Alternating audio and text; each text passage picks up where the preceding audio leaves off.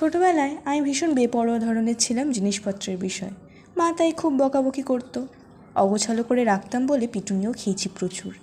সেই শাসনের আওতায় থাকতে থাকতে জিনিসপত্র অর্গানাইজ করে রাখাটা অভ্যাসে পরিণত হয়েছে। অদ্ভুতভাবে এখন জায়গার জিনিস জায়গায় না থাকলে ভীষণ বিরক্ত বোধ করি।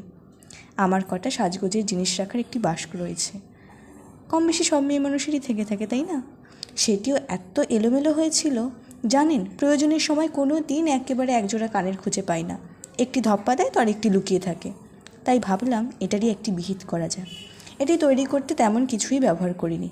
একটি আর্ট পেপারের ছোট টুকরো ছিল, তাতেই সামান্য আঁকিবুকি, আর একটু একটু আমরা যারা অনলাইন শপিং করি তাদের কাছে এই ধরনের কার্টুন অ্যাভেলেবেল থাকে।